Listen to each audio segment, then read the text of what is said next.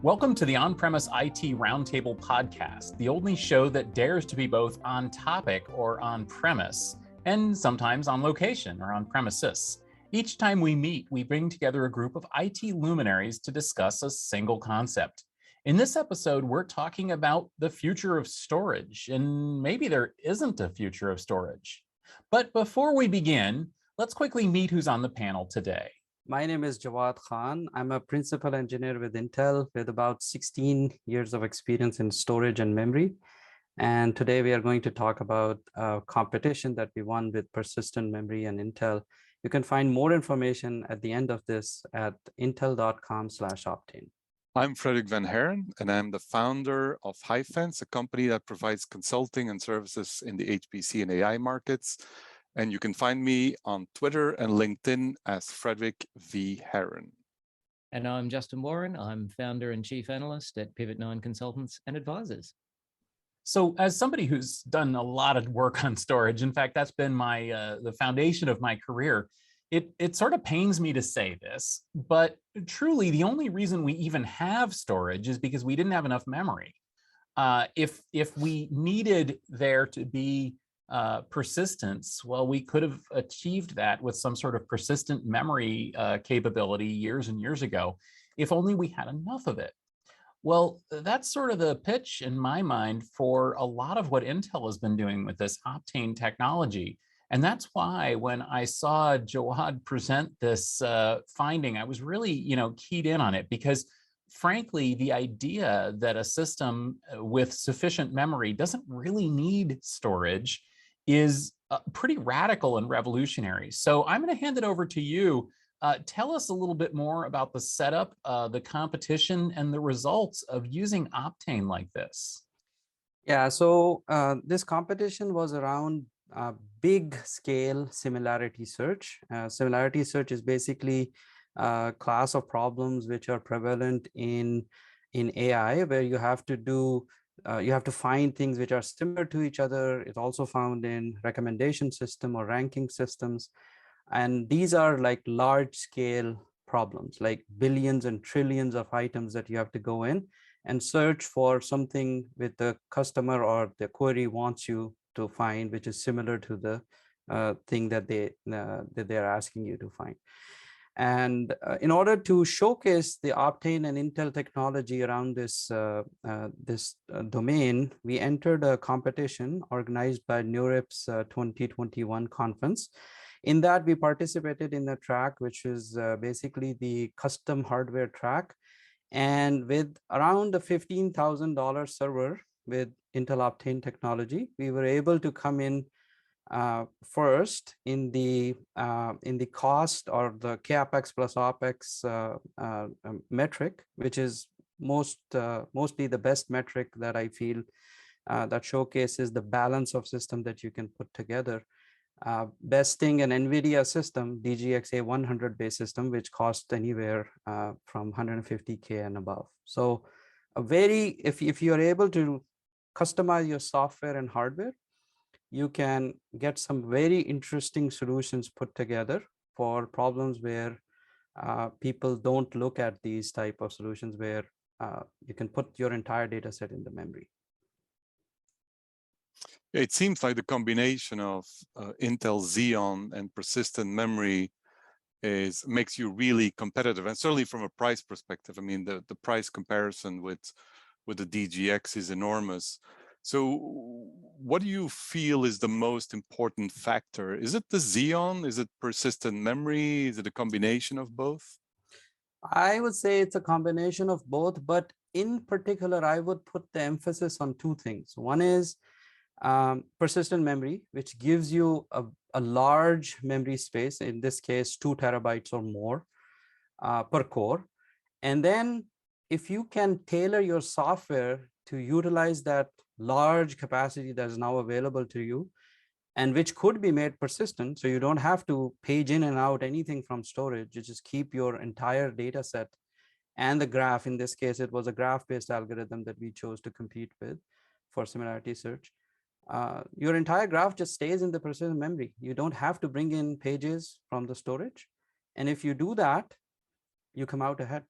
How useful is that really though? Because there's a lot of software out there that has been written over the last couple of decades that assumes that there will be some kind of file system or storage that I need to address.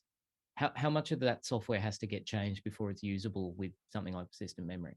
So in this case, it's the algorithm itself was based on a Vamana algorithm from Microsoft, which has been open sourced. So we tweaked it. We make modifications to it so that we can take full advantage of the persistent memory. If you want to, and you can always certainly keep storage in play if you want to. And there is a specific algorithm called disk ANN also from Microsoft, which has been open source, which is almost entirely disk based. But then the performance suffers. You're kind of limited in the number of queries that you can service. But if you are open to making some modifications, and in the minimal case, and we made two different solutions. One was just a minimal software change, which basically was about 50 lines of code to their Vamana algorithm. And we were able to get significantly higher, like 2x better performance just by that simple change. But in order to win the competition, of course, you have to go and overhaul that algorithm to truly take advantage of the persistent memory that is there. So it's up to the organization how much they want to delve into it. So you're talking a little bit about the software like Graphan. Is that available to the public? Is that internal to Intel? Can people use it? Yeah, Graphan is our solution or our modifications or updates, which basically allow you to use this large scale similarity search solution with persistent memory. We are in the process of open sourcing it. It has not yet been open sourced, but we are going through the process, internal process to get it out there. So anybody who has persistent memory and Xeon can use that algorithm. Yeah, so I guess that's what I'm sort of getting at is that on the one hand, we need this stuff to be open sourced because some of this will require modifications, but that also implies that people are able to make that. Most people and most organizations just buy stuff. We don't actually want to write a lot of code. I mean, I write code, but I haven't written anywhere near most of the code that I use every day. And quite frankly, no one really wants to use the code that I write these days. So it feels like, okay, great. We've got some hardware that we could buy that we could use if only the software worked, but it doesn't yet. So how do I, unless I'm a niche organization who wants to use some sort of similarity search and I'm in this particular field, is this something which is actually practical outside of that? Because I would love all my stuff to not have slow storage. Storage is just slow memory. Yes, storage is slow memory, and in the limit, the best storage is no storage. That's what I believe in, and that's what I've been working all through my career to make happen. Persistent memory or PMEM is closest we have come to that kind of a situation.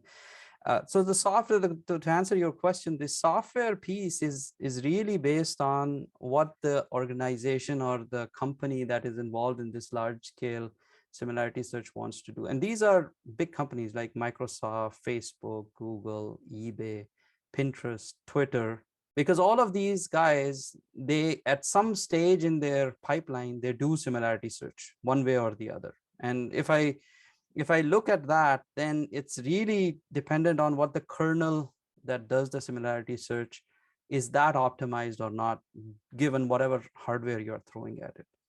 So based on that, for somebody who's an enthusiast and doesn't have like trillions and trillions of these data vectors that they want to search through, maybe a disk ANN based solution is good enough, but it will not scale to the performance levels that we were able to demonstrate with this solution. The use case is pretty broad. It has many different companies that use this.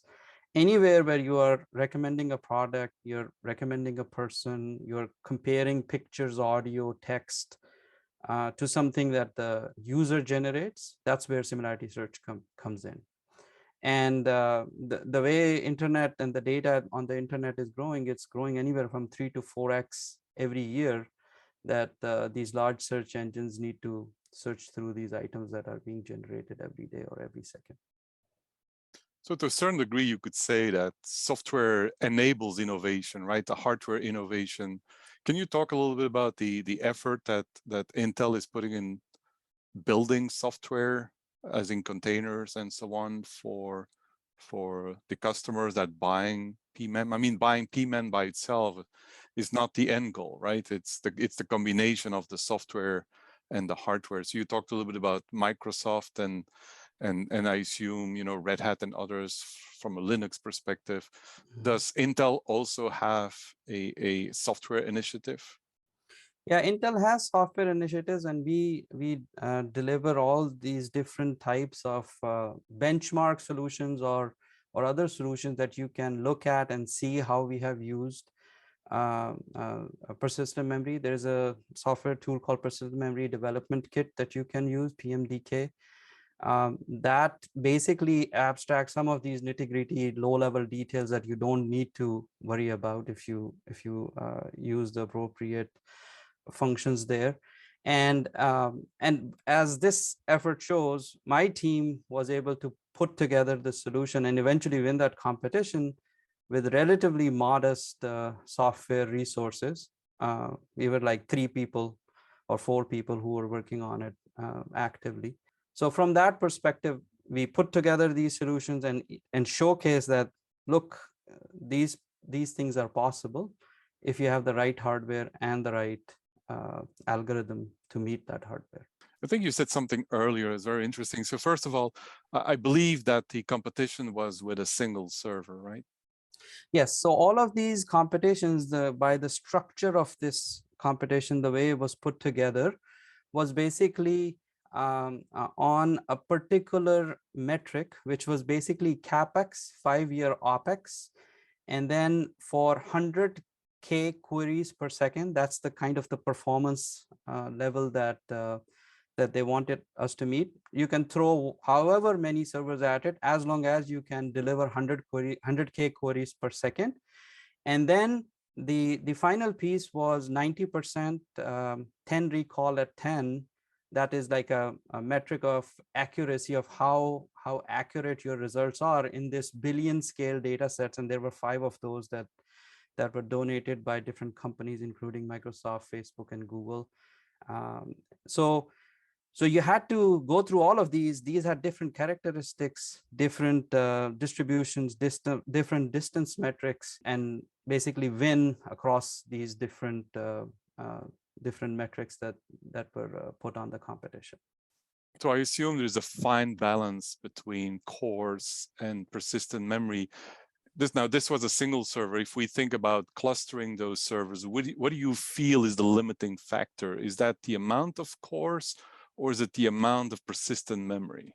I would say it's the amount of persistent memory, because the main aha moment for us when we started working on this was there are 2 parts to this solution. One is called the graph, which is basically all of these billion points. We do something which is called an indexing step at the beginning. Once these vectors, which usually come out of a deep learning pipeline, these are high dimensional vectors, you put them in a graph so that similar vectors occupy closer locations within a graph. And once you have this index built, then when the query comes in at runtime, you go and try to search through this graph and try to find what are the 10 nearest neighbors, or n nearest neighbor, or k nearest neighbors to the particular query. So what we found was, if you are able to put your entire graph in persistent memory, you don't have to page in and out anything. And you can keep your vectors, which are usually much smaller than the graph, in DRAM. So then you utilize the best of both worlds. The DRAM gives you fast access to these vectors, and then the graph in its entirety is sitting in the PMEM, and therefore you don't have to touch the storage. And if you take 1 step forward, which means that you make this graph persistent, then you just come up and you are up and running. You don't have to page in anything from storage. Obviously, in this case, we did not do that because we had to showcase what is available what you can do today. But obviously, if you have a persistent memory, one of the premises is that you can definitely use it for persistent storage without actually touching real storage. So that was how we did it. So I would say, if you keep on increasing persistent memory, the vectors per node density goes up. So you can basically have more vectors. In this case, there were like about 1 billion vectors that were sitting on this one node. You can go up to 3-4 billion vectors on per node. And then if you have, let's say, 1 to 2 trillion vectors that you're searching through, then you shard them across all these different systems that people usually do for these type of scales. Where's the persistence part coming in? So what, like at the moment, it feels like you've got persistent memory, but it's really being a memory layer between DRAM and other storage, because it's faster than storage, but not quite as fast as DRAM. Yes. But it's also cheaper than having the same amount of DRAM. Exactly. So so it's in the sweet spot between DRAM and storage. So performance-wise better, as you said, compared to storage, but cost-wise is also better compared to DRAM. So it's cheap, slow memory. Cheap, slow memory, yes. And that is important to keep in mind, to utilize that particular aspect, that it is cheap, but also at the same time, it is slower than DRAM. So you can't just throw in a persistent memory and say, now I have 2 terabytes of fast memory. That's not the case. In reality, you have two different types of memory. One, DRAM is faster, but smaller in capacity, and you have persistent memory, which is slower but extremely large in capacity, and cost is cheaper in cost. So that's where the solution comes in, that you have to put right stuff where it belongs, so that you get the overall solution can be optimized. So it sort of goes back to that software part, but the software becomes really important, because this is sort of worse now. Yes, it's faster storage, which is nice, but now I've got another layer, and it's like, so many layers here, and I've got to worry about where my stuff goes. And because I don't have 2 choices, I've got memory. It's either stuff I'm operating with, or it's over there somewhere, I'll use it later. Now I've got this halfway point, which is not quite either of those things. So I've got to radically rethink how I do software design. And this is something like you mentioned a few companies that would use this. It's like, they're all massive global, billion-dollar companies. I'm sort of looking at the enterprise market, where you're going, okay, most of the stuff there is just, we buy what comes off the shelf. And we are not in any way ready to do that kind of software engineering. These are companies that struggle with SQL queries. How are they going to get, is this something we have to wait a while till people figure out how to create the software in a nice productized, packagey way? Or is this something that you would use if you're an enterprise, like you need your team on this, but they're going to have to spend some time working on the problem? This is not something you can just pick up, buy from Intel, put it into a $15,000 server, and away we go.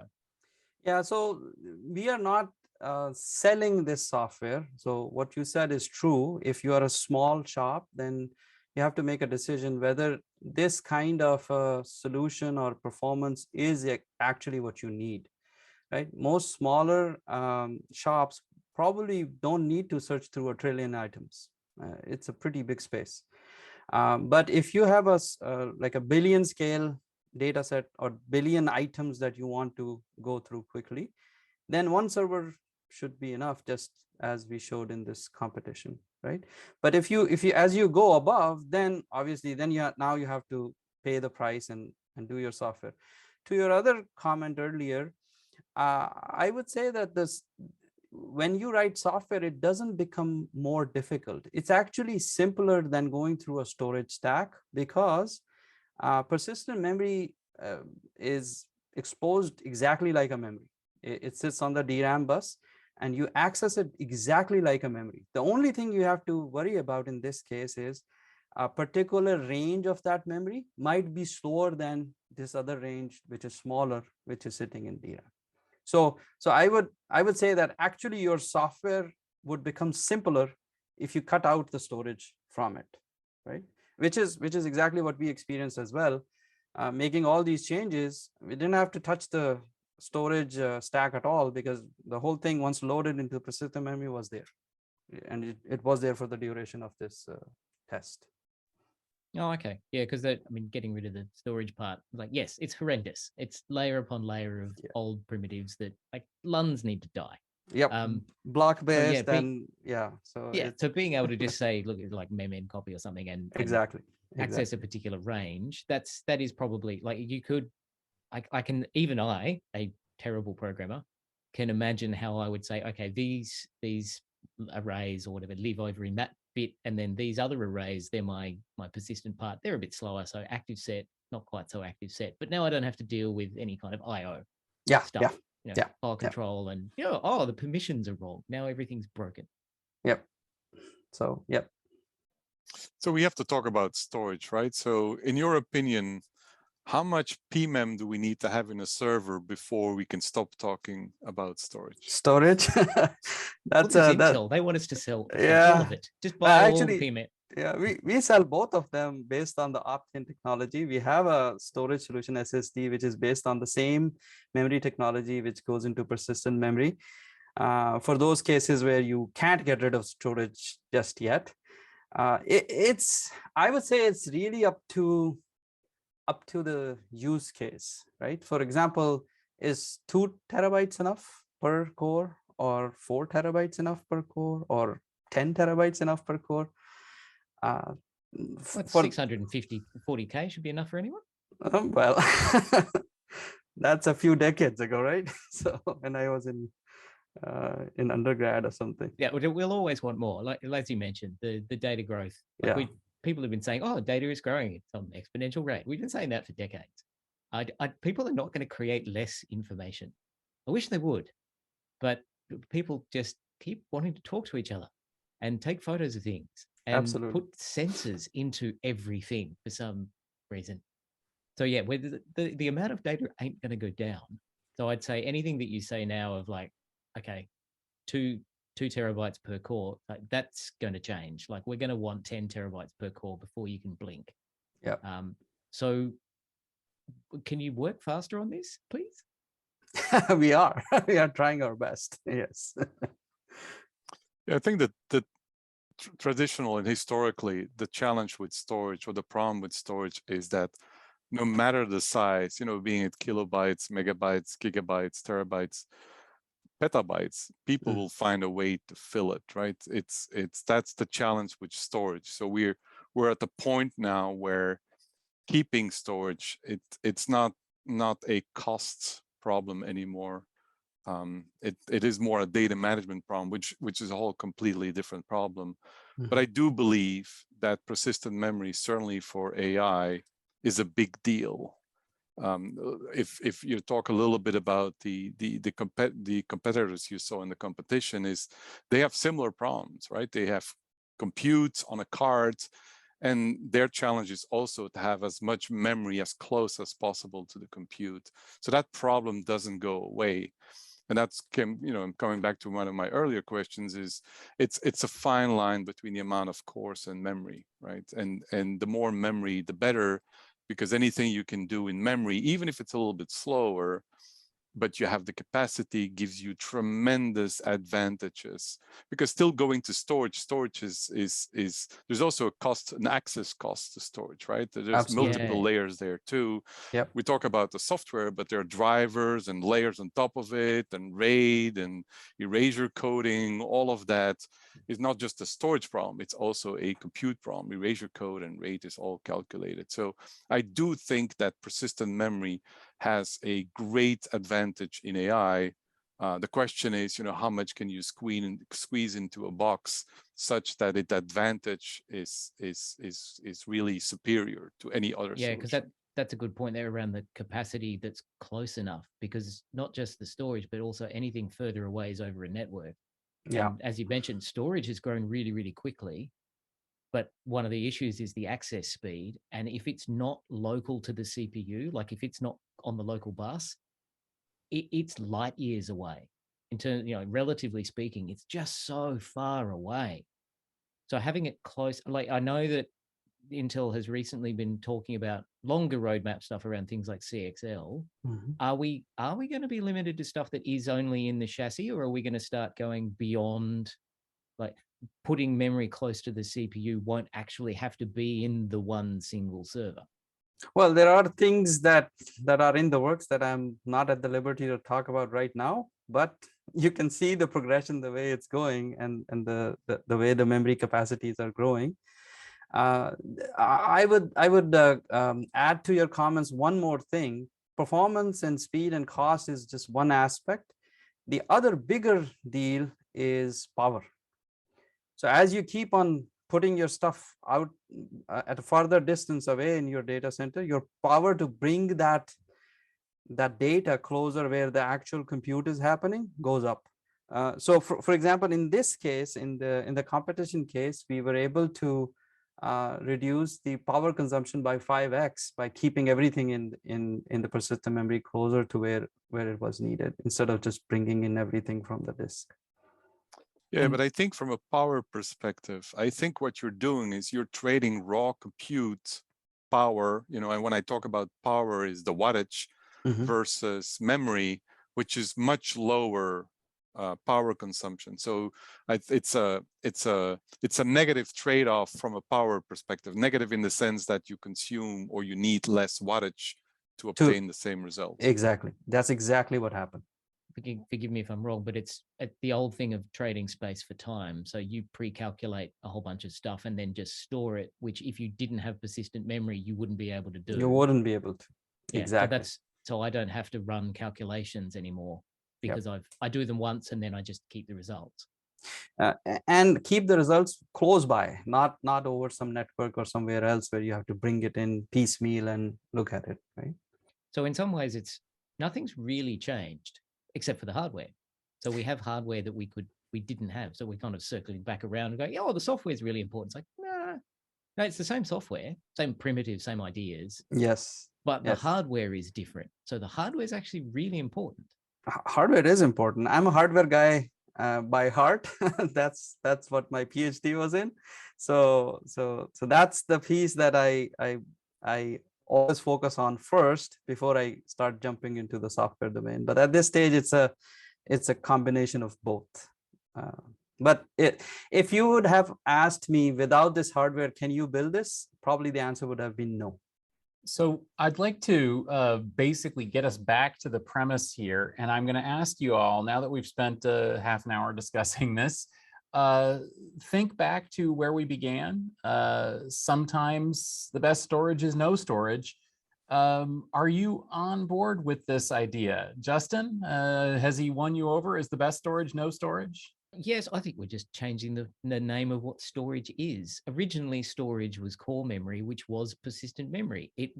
We just didn't have enough of it. What we're getting now is we're getting more better memory. So yes, I think if we can finally go back to the future and have nothing but memory, and memory will be storage, that is all we will need. I don't think we're ever going to get there, though, because people keep creating too much data. Stop creating data, then we won't need as much storage. Frederic, what do you think?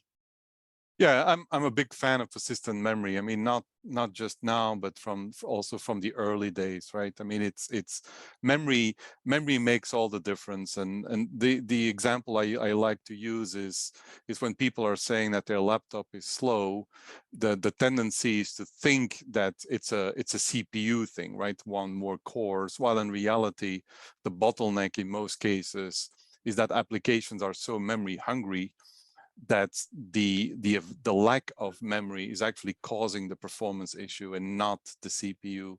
And so, but I agree with Justin, right? The amount of data being created is growing exponentially, and hopefully the technology will be able to grow as quickly. But I'm happy to see that persistent memory has made it through. And certainly for use cases like AI, I think persistent memory will make a big difference. And the good news is it doesn't cost you more.